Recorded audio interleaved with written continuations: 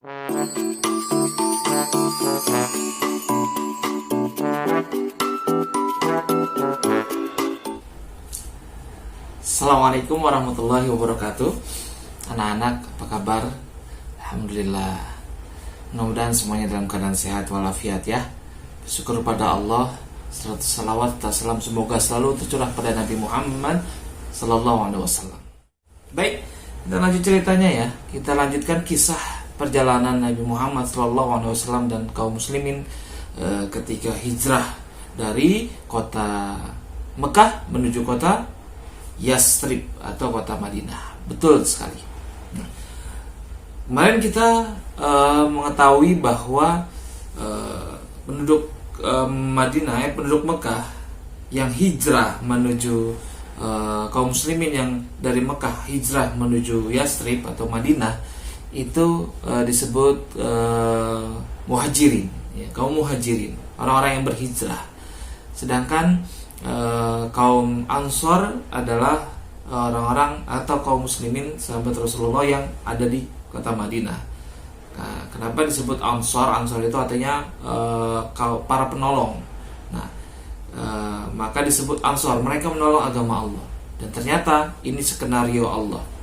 Kalau dakwah Rasulullah SAW itu di kota Mekah itu mendapatkan tekanan yang sangat hebat, mendapat siksaan, intimidasi, pokoknya nggak bebas lah untuk menyebarkan agama Allah di sana. Sholat ketahuan ikut Rasulullah pengajiannya aja langsung dibubarin atau langsung ditangkap, disiksa. Ketika ada budak yang ikut agama Nabi Muhammad langsung ditangkap dan disiksa habis-habisan. Maka ini adalah jalan dari Allah Subhanahu wa taala untuk menyebarkan Islam menjadi lebih luas, dan di sini adalah titik balik. Artinya ini adalah momentum di mana Islam berkembang pesat. Allah datangkan ke kota Mekah sekelompok orang dari kota Yathrib yang berbaiat kepada Rasulullah SAW dan melakukan janji setia akan menolong agama Allah. Dan benar saja, tahun berikutnya rombongannya bertambah banyak. Dan alhamdulillah di kota Yathrib sudah hampir semuanya menjadi seorang muslim, menjadi pengikut Nabi Muhammad SAW. Dan mereka begitu sangat merindukan Nabi Muhammad untuk berada di sana. Akhirnya tanpa pikir panjang dan juga atas perintah Allah Subhanahu wa taala, maka Rasulullah SAW memerintahkan seluruh sahabatnya, kaum muslimin yang ada di kota Mekah untuk hijrah. Tapi hijrahnya diam-diam, dalam kelompok-kelompok kecil, tidak berbarengan atau bergerombol. Itu akan membuat mereka nanti malah ditahan oleh kaum kafir Quraisy. Akhirnya mereka pergilah dalam kelompok-kelompok kecil. Dan di kota Mekah tiba-tiba suasana menjadi tidak seramai biasanya. Karena mengapa? Kaum muslimin tiba-tiba banyak yang menghilang. Ternyata ketika mendapatkan kabar bahwa kaum muslimin itu hijrah pergi ke kota Yathrib, wah, mereka meradang, mereka marah. Akhirnya dengan kuda-kuda yang mereka miliki,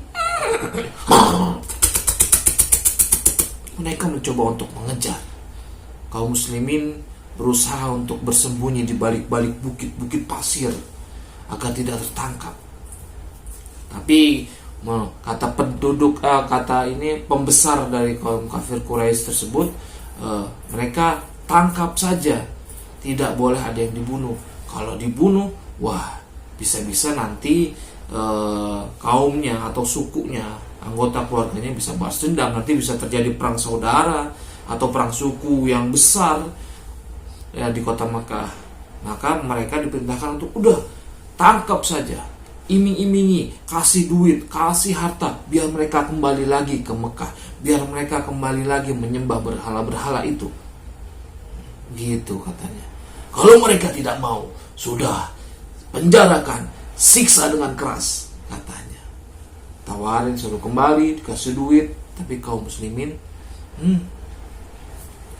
iman mereka tidak seharga harta, bahkan nyawa mereka siap ditukar dengan keimanan. Masya Allah. Nah, akhirnya perjalanan yang begitu berat, mereka bersembunyi ketika dikejar. Anda dengar kuda suara, lihat, terdengar suara kuda. Ayo cepat cari tempat sembunyi. Mencari gundukan-gundukan pasir yang besar lalu bersembunyi di situ. Nah, alhamdulillah, mereka beberapa ada yang selamat, tapi ada beberapa yang terpaksa dipisahkan. Ada yang istrinya bagian dari keluarga kaum kafir Quraisy akhirnya dipaksa dibawa pulang kembali ke Mekah, sehingga suami berpisah dengan istrinya. Ada yang anak berpisah dengan orang tuanya. Masya Allah. Mereka untuk menjalankan Islam aja begitu sulit. Maka kita di sini dalam keadaan yang sangat tenang, tapi malas untuk beribadah, malas untuk menjalankan syariat Islam, maka kita bukan termasuk orang-orang yang bersyukur. Jadi, kalau kita mendapatkan kisah seperti ini, harusnya kita belajar untuk lebih mencintai keimanan ini, untuk lebih menghargai keimanan ini, melebihi apapun, untuk lebih bersyukur atas keimanan ini, dengan menjalankan ibadah-ibadah, menjalankan perintah syariat Allah Subhanahu wa taala secara kafah, secara menyeluruh. Ya? Oke. Lanjut ceritanya? Tentu saja lanjut. Setelah kaum muslimin beberapa, hampir semuanya berhasil lolos. Kak Andre pakai ini, buku apa ini? Ya, buku Mute, Muhammad Ladanku. Ada ternyata sahabat Rasulullah SAW yang hijrahnya tidak sembunyi-sembunyi. Wah, ini perkasa ini, jangan sembarangan ini, luar biasa. Ya, itu adalah Umar dan Hamzah.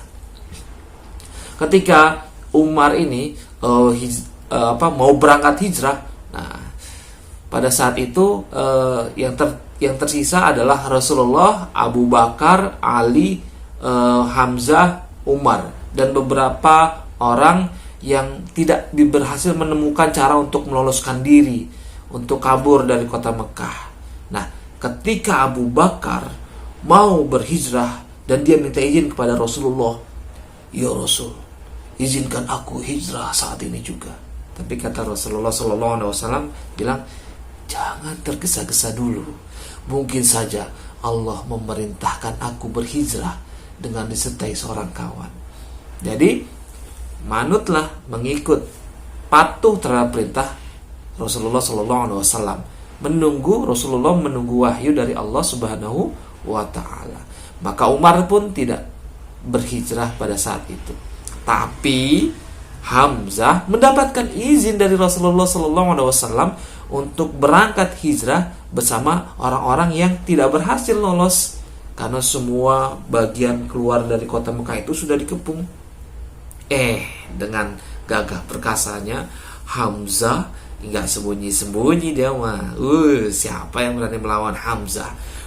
Maka dia mendatang membawa pedang, lalu Hamzah Abdul Muthalib dengan mengangkat pedangnya lalu mengatakan di jantung kota Mekah itu, di pusat kota Mekah, yaitu di Ka'bah, depan Ka'bah. Maka Hamzah pun mengatakan seperti ini, "Siapapun yang berani mencegahku pergi akan menghadapi tebasan pedang ini." Melihat sorot mata itu, maka tak seorang pun orang-orang Quraisy atau kafir Quraisy itu yang bertanya-tanya atau mencegah. Nggak berani mereka. Mereka pasti ketakutan. Sambil disarungkan pedangnya kembali dan meletakkan busurnya di pinggang dan anak panahnya di punggung, berjalan dengan gagah perkasa bersama kaum muslimin sebagian yang belum berhasil lolos. Nah, ini dia.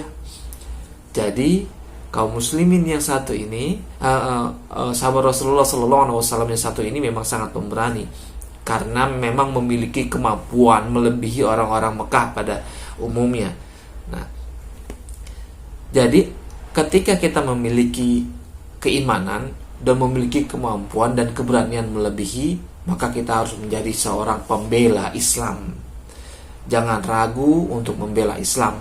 Jangan ragu untuk berbuat kebaikan dan kebenaran untuk Islam. Maka kita harus jadi pembela dan pejuang Islam.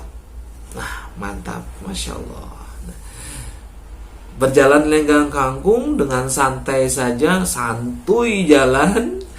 Hamzah tak ada yang berani menentangnya, tak ada yang berani menghalanginya. Lewat saja bersama kaum muslimin yang masih tertinggal pada saat itu. Ya Masya Allah. Nah, mau tahu teman-teman bagaimana nasib sahabat Rasulullah SAW, juga Rasulullah, nasib Rasulullah SAW berhijrah seperti apa? Oh, mungkin sebagian dari kalian udah ada yang tahu ya. Kita lanjutkan ceritanya atau kisahnya minggu depan. Semakin seru. Tetap di sini belajar sirah bersama Mr. Andri. Mudah-mudahan bermanfaat. Ingat, kita belajar sirah bukan saja mengejar nilai, tapi juga mengejar hikmah dalam cerita dan kisah Nabi Muhammad SAW. Pelajaran yang kita ambil dari kisah hari ini adalah bahwa perjalanan hijrah itu adalah perjalanan menyelamatkan iman. Nah, kaum muslimin menghargai iman di atas segala-galanya, melebihi harta, bahkan melebihi jiwa mereka.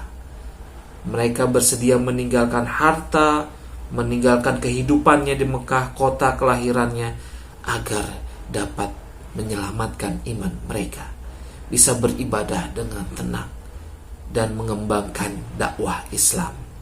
Nah, begitu juga dengan sahabat-sahabat Rasulullah SAW. Oke, sampai jumpa di pekan selanjutnya. Hari ini tidak ada tugas, tapi insya Allah pekan depan setelah mendengarkan kisah perjalanan hijrah Rasulullah SAW bersama Umar, ada tugas yang bentuknya berupa kuis. Nantikan cerita selanjutnya pekan depan. Assalamualaikum warahmatullahi wabarakatuh.